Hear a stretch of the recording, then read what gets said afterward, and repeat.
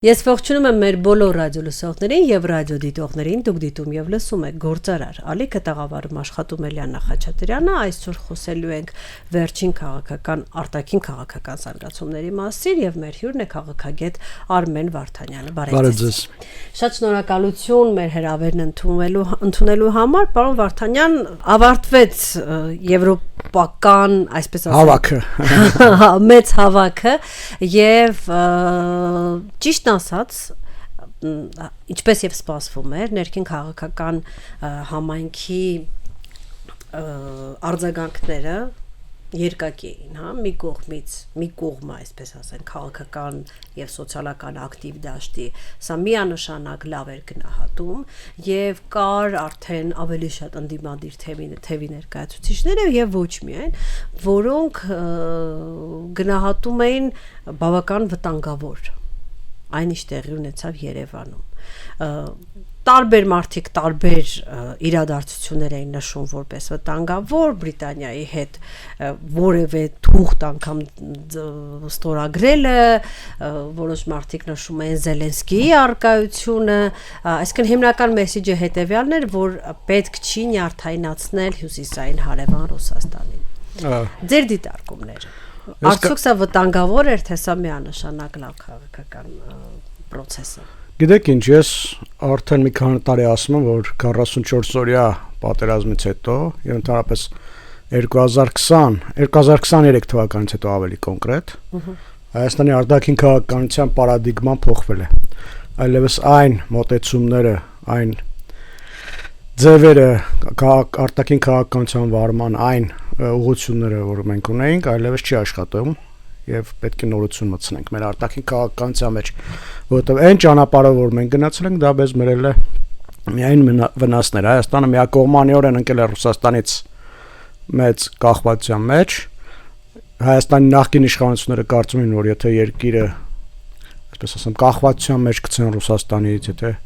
կարևոր ռազմավարական օբյեկտները տային Ռուսաստանին, Ռուսաստանը վճռական պահին մեզ կօգնի գոնե Արցախի հարցում մենք կորուստներ չունենանք, բայց տեղի ունեցավ ուղիղ հակառակը։ Ռուսաստանը մեծ ճնշման գործիքներ, մեծ լծակներ ստանալով Հայաստանի վրա, սկսեց երբեմն բացահայտ, երբեմն ոչ բացահայտ թիկունքից հարվածել Հայաստանին։ Եվ դրա արդյունքները մենք տեսել ենք 2020-23 թվականին։ Իսկ պատերազմից հետո, եթե Ռուսաստանը Արցախի մնացած մասը պահեր, ես վստահ եմ, որ Նիկոլ Փաշինյանը այսպիսի կտրուկ փոփոխությունների չէր գնալու արտաքին քաղաքականության մեջ։ Եվ ես վստահ եմ, նաև գիտեմ, բազմաթիվ տեղեկություններ ունեմ, որ Նիկոլ Փաշինյանը պատերազմից հետո ռևենանսներ է արել Ռուսաստանի ուղղությամբ, նույնիսկ պատրաստ է եղել սահմանափակել Հայաստանի կապերը արևմուտքի հետ, միայն թե ռուսական կողմը Հայաստանի ապահովի անվտանգություն։ Այո։ Եվ այդպիսի բազմաթիվ օրինակներ նույնիսկ իրենք են իշխանությունը բերում։ Օրինակ Արշակ Կարապետյանին պաշտպանության նախարարի պաշտոն նշանակել հենց Նիկոլ Փաշինյանը։ Հիշում ենք Թուրը, որ Թուրը թրից բացի մամուլի ասուլիսներից մեկում ասաց մենք դա այդ նշանակումը կատարենք, որպեսզի Ռուսաստանի ուղղությամբ ռևերանս կատարենք, որպեսզի Ռուսաստանին ցույց տանք, որ մենք պատրաստ ենք ավելի մտերմանալ ձեր հետ եւ այլն։ Բայց դա չաշխատեց, դա ուղիղ հակառակը բերեց եւ պիտի ասեմ, որ պետք է խոստովանենք, որ Ալիևը ավելի խելացեր է սառնումով։ Ինքը լրիվ ինքնաբավ, լրիվ անկախ էր դարձել, որևէ մեկից լուրջ կախվածություն չուներ եւ չունի։ Եվ դա բերեց նրա գործողությունների ազատության։ Իսկ մենք մեր գործողություններում ազատություն չունեինք։ Հայաստանը շատ հաճախ տարբեր միջազգային այսպես բանաձևերի ընդունման ժամանակ ղեկավարվում էր ոչ թե իր շահերով, այլ Ռուսաստանի շահերով։ Մենք բազմաթիվ քվեարկությունների ժամանակ Ռուսաստանին գոհացնելու համար դուրս ենք եկել հարավական արևմուտքի դեմ կամ ավելի կոնկրետ միջազգային հանրության դեմ։ Օրինակ Գրիմի հարցով հայտնի բանաձևերի ընդունումը եւ այլն։ Ասեմ, որ Ուկրաինայի նախկին նախագահ ավելի ճիշտ, բազմիցս փորձել է եւ ուզել է գա Հայաստան, բայց Հայաստանի իշխանությունները մերժել են։ Էլի այդ ձեր ասած նկատառումներից ելնելով, որ չզայրացնենք մեր հյուսիսային հարևանին, մեր դաշնակցին եւ այլն։ Բայց այս բոլոր քայլերը, այս բոլոր ուղղությունները Հայաստանի համար այսպես ձախողում են բերել, ոչ թե օգուտներ։ Ես նաև ուզում եմ մեկ այլ օրինակ բերեմ, որ 44 օրյա պատերազմի ժամանակ Հայաստանի իշխանությունները լոբիստական կազմակերպություն էին հատուկ վարձել, որ գոնե մի հատ ԱՄՆ պետքարտուղարի հետ հանդիպում կազմակերպի այն ժամանակվա պետքարտուղարի հետ։ Այսինքն կապեր չկային, մենք արևմուտքի հետ լուրջ կապեր չունեինք։ Ֆրանսիայի հետ էր, բայց դե Ֆրանսիայի հետ էլ այն չէր ինչ որ հիմա է։ Ասենք մենք բոլորի հետ մեր հարաբերությունները վատացել ենք, ինչը թե մեր ավանդական դաշնակցին գոհացնենք, եւ դա վերել է մեզ համար տխուր հետևանքների։ Հիմա փոփոխություններ է իրականացվում Հայաստանի արտաքին քաղաքականության մեջ, Հայաստանի արտաքին քաղաքականության պարադիգման հարացույցը փոխվում է։ Ինչ վերաբերում է Ռուսաստանի հնարավոր քայլերին, այո, հնարավոր է, չնայած ես անձամբ կարծում եմ, որ Ռուսաստանը որևէ բան չի անելու, այլ համակերպվելու դրա հետ, որովհետև մի կողմից նա մխրճվել է, խրվել է ուկրաինական ճահճի մեջ եւ նրան նոր խնդիրներ պետք չեն։ Եվ մյուս կողմից էլ իրենք արդեն հասկանում են, Վրաստանը ամբողջովին կորցրել են, Ադրբեջանը իրենցը չի եղել, իրենք հույս ունեն, որ 44 օրից հետո Արցախում խաղապաներ տեղակայելով նաև Ադրբեջանի վրա լծակ կստանան, բայց դա տեղի չունեցավ, հենց իրենց իսկ մեղքով։ Եվ մնացել է տարածաշրջանում Հայաստանը, որի վրա այսպես կարող են փոքրինչ հենվել եւ իրենց դիրքերը պահել։ Եվ Հայաստանի հարցում առայժմ չեն գնում կտրուկ քայլերի եւ ես կարծում եմ չեն էլ գնա մոտ ապագայում։ Մի փոքր վերադառնանք 2020 եւ 23 թվականներին, այ դուք ասում եք մենք ամեն ինչ արեցինք, որպեսզի Ռուսաստանը նաեւ մեր անվտանգությունը ապահովի, որպեսզի բան չլինենք, այսինքն հետահայաց գցելով ավելի հեշտ է ասել, որ ամբողջը սխալ էր, բայց երբ որ այդ ամեն ինչը սկսվում էր, այսինքն Հայաստան-Ռուսաստան ստրատեգիական ռազմավարական հարաբերությունները սկսում էին անվտանգության շուրջ այդ թվում։ Ռուսաստանը ուներ այդ կարողությունները։ 2020 թվականին եւ առավել եւս 23 թվականին չեք կարծում, որ փաստացի պարզապես թե Հայաստանը, թե առավել եւս Ռուսաստանը բախվեց սեփական անզորության հետ։ Այսինքն խնդիրը այն չէր, որ չկար կամք։ Այս դեպքում չկար կարողություն պարզապես։ Չէր կարող Ռուսաստանի Դաշնությունը իրեն թույլ տալ,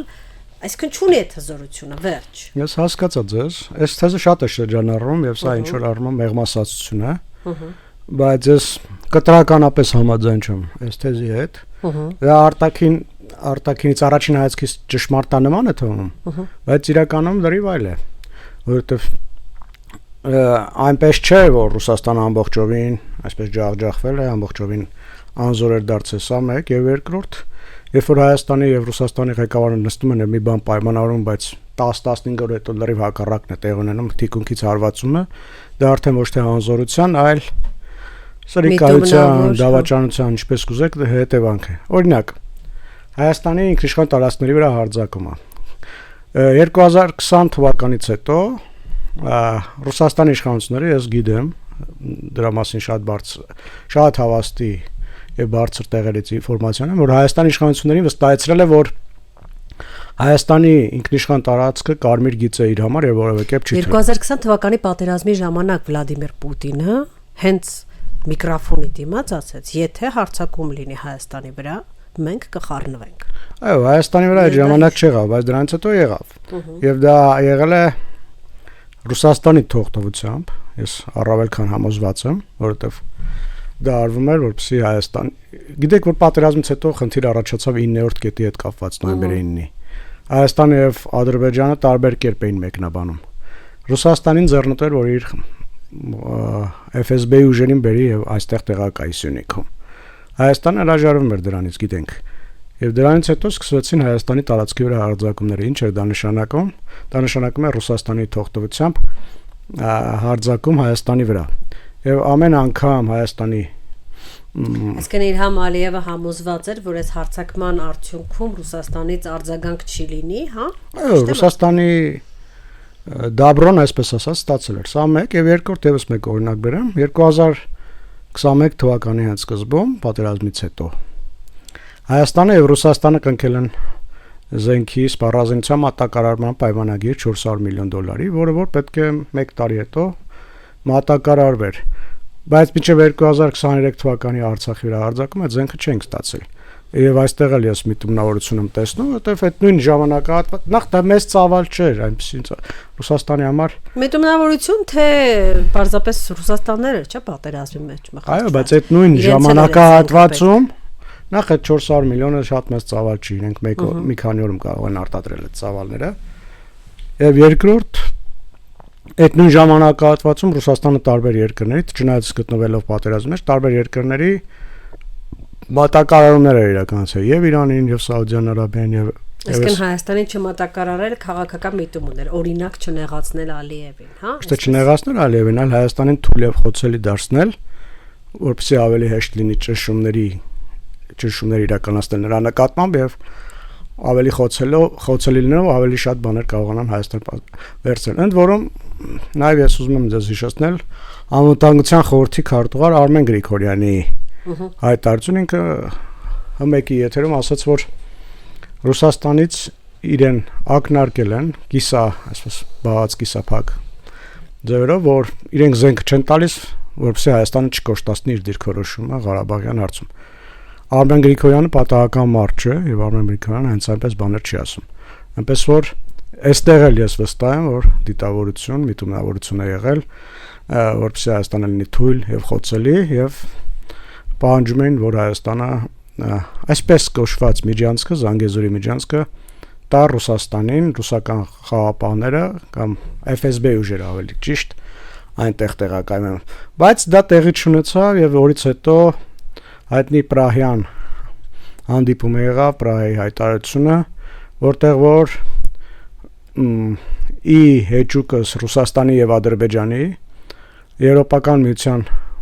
ղեկավարությունը Մակրոնի գործուն ջանքերով որոշում կայացրեց Հայաստանում Հայաստան-Ադրբեջան սահմանին տեղակայել Եվրամիության դիտորդներին, որը որ շատ այսպես խաղակարտերը խառնեց Ադրբեջանի եւ Ռուսաստանի։ Իրենք ուզում էին, որ Հայաստանը այսպես թույլ եւ խոցելի լինի, Ադրբեջանը անընդհատ հարձակվի Հայաստանի վրա եւ ինչ որ բաներ կորզեն Հայաստանից, ինչի մասին որ ասացի։ Վերադառնանք ձեր թույլտվությամբ, էլի եվրոպական այս մեծ միջոցառմանը ոգևորիչ։ Նաև կարծիքներ էին շրջանառվում, որ տեսեք Եվրոմիության լիդերները եկել են Հայաստան, որպեսզի աջակցեն քաղաքացիական պայմանագիր կուսակցության քարոզին, նախընտրական քարոզին։ Մի կողմ թողնենք դրան, որ դժվար եվրոպական լիդերները այդքան բանուգործ չունեն այն անելու, որպեսզի մասնակցեն քարոզին, բայց մենք տեսանք, որ այդուհանդերձ պարոն Մակրոնը, օրինակ Ֆրանսիայի նախագահը, բավականին անթաքույց աջակցություն էր ցույց տալիս, հա, Նիկոլ Փաշինյանին։ Եվ հարց է ծագում հետևաբար. միթե սա անձնական ինչ որ սիմպաթիայից ելնելով աջակցություն է, որովհետև մարդիկ քանի տարի իրար հետ շփվում են, այսպես ասած, մարդկային գործոնը պետք է հաշվի առնենք, անգամ քաղաքականության մեջ, մեծ քաղաքականության մեջ, թե սա նաև մեսիջ է այն մասին, որ վերջի վերջո Հայաստանի Հանրապետությունը Եվրոպայի համար, առնվազն որոշ երկրների համար որոշակի ստրատեգիական կարևորություն է ներկայացնում, եւ եթե այո, ապա ինչ կարևորություն,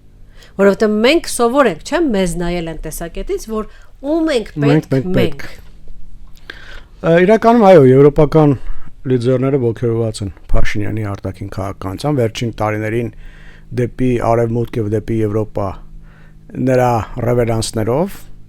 եւ նույնիսկ վերջերս եվրոպական բարձրաստիճան պաշտոնյանից մեկը ասում էր, որ մենք տարիներ շարունակ մեր հույսը դրել ենք Վրաստանի վրա, մտածել ենք Վրաստանն է առաջամարտիկը Հարավային Կովկասում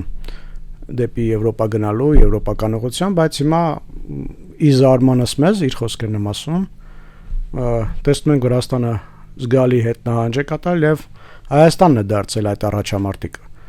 Ասեմ, որ Վրաստանին բավականին մեծ ֆինանսական օգնություն են ժամանակին ցուցաբերել, մինչև 4 միլիարդ դոլար ԱՄՆ-ն եւ Եվրոմիությունը։ Եվ տեսնում ենք, որ Վրաստանը այժմ շատ, ասես ասեմ, վատ ուղղությամբ է գնում, հակառակ քայլերն է անում ի սպասումներին, այսպես արևմուտքի սպասումներին հակառակ, եւ Հայաստանն է ի զարմանս իրենց դարձել այս առաջամարտիկ այս ուղղության։ Բնականաբար նրանք խրախուսում են Փաշինյանին, դա երբեմն կրում է բացահայտ, բնույթ երբեմն ոչ բացահայտ, ֆորմալ առումով իրենք բնականաբար Փաշինյանի համար չեն կազմակերպել այս հավաքը, ֆորմալ առումով դա չի պատճառ, բայց ես չեմ բացառում, որ իշխանությունը կարող է սա օգտագործել իր PR-ի համար եւ օգտագործում է եւ համատություն կներ եթե անկեղծ լինենք չօգտագործել սա որովհետեւ իրոք շատ լուրջ միջոցառում է բավականին լավ լուրջ մեսեջներ ազդակներ գնացին Երևանից եւ վստահ եմ որ առաջիկայում Հայաստանին տրվող ֆինանսական եւ այլ կարգի օգնությունները ավելի է մեծանալու ինչպես է գնահատում Ադրբեջանի նախագահի հայտարարությունը Եվ նա ասաց, որ Եվրոպական միությունը փաստացի սպառնալիք է ներկայացնում խաղաղության process-ի համար, ինչի նկատի ուներ, դա ինչու նա դա ասեց ավելի շատ այսպես, հա։ Ադրբեջանին լուրջ գրգռում է, ջղաձգում է Եվրախորհրդանի ընդունած բանաձևերը։ Անցած թե նախանցած տարի էր Եվրախորհրդանից պատգամավորներ էին մեկնել Բաքու,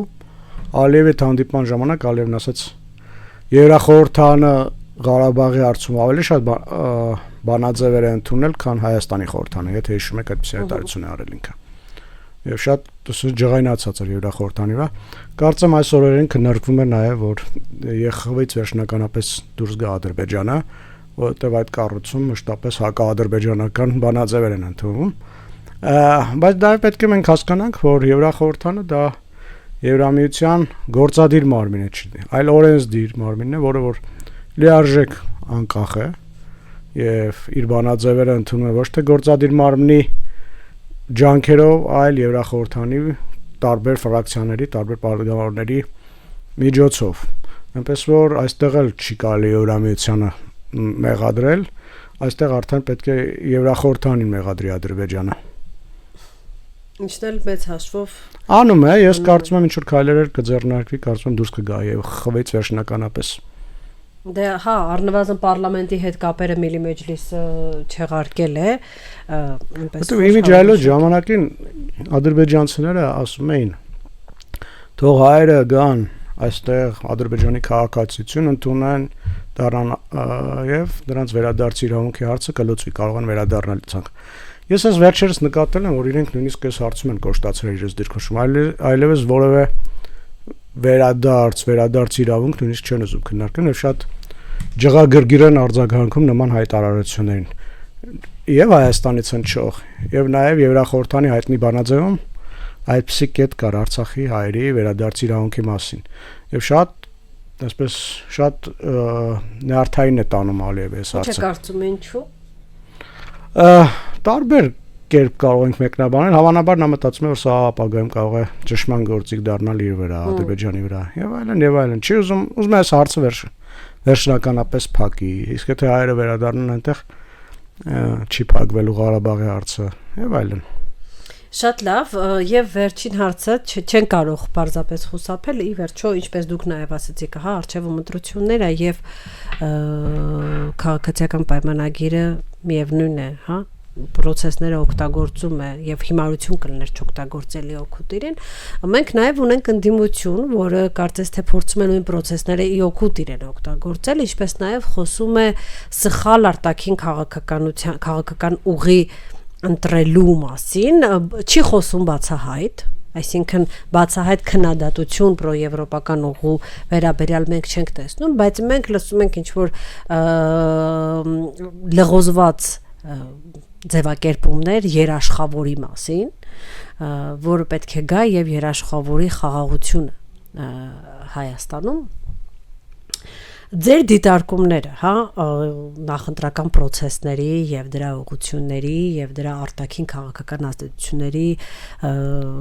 մասին։ Արդյոք ճիշտ են այն պնդումները, որ ընդդիմության հովանավորը Ռուսաստանի Դաշնությունն է, թե սա նաեւ ինչու ոչ քաղտեխնոլոգիական խաղ է իշխանության կողմից թիրախավորելու ընդդիմությանը եւ հակառակը։ Ակնհայտ է որ ընդդիմությունը գոնե հիմնական ընդդիմությունը կամ տիտղոսային ընդդիմությունը, որը որ հայտ է ներկայացրել իշխանություն վերցնելու, դա սպասարկում է Ռուսաստանի շահերը։ Եվ սա առաջի դեպք չէ։ Ես ուզում եմ հիշեցնել, որ 2 տարի առաջ ապրիլի 5-ին, երբ որ Բրյուսելում տեղի ունեցավ Փաշինյան, ֆոն դեր Լայան եւ Բլինքեն հանդիպում, որտեղ որ որոշում կայացվեց մեծացնել Հայաստանի տրվող օգնությունը, ուժեղացնել Հայաստանին, այդ նույն ընդդիմությունը ինչ ասում էր Հայաստանը շուտով ուկրաինացվելու է, Ուկրաինային կդառնալու, կամ հայտնի էլի գանք 2022 թվականի Պրահայի հանդիպմանը, ընդ որում էլ էս եվրոպական քաղաքական համայնքի առաջին հանդիպումն էր։ Այն ժամանակ, քանի որ որոշում կայացվեց Եվրամիության դիտորդներ տեղակայվել Հայաստանում, ընդդիմադիր մի հատված փոխանակ ուրախանար, որ դիտորդները գալիս են եւ Հայաստանի բնակչության, Հայաստանի ֆիզիկական սահմանների անվտանգության ապահովման հարցն լուծում, ասում էին, կեղծ լուրեր էին տարածում, որ Եվրամիության դիտորդները գալիս են Հայաստան իբր ընդդեմ Ռուսաստանի, ընդդեմ Իրանի, ինչ որ ինֆորմացիա հավաքեն, հետախուզական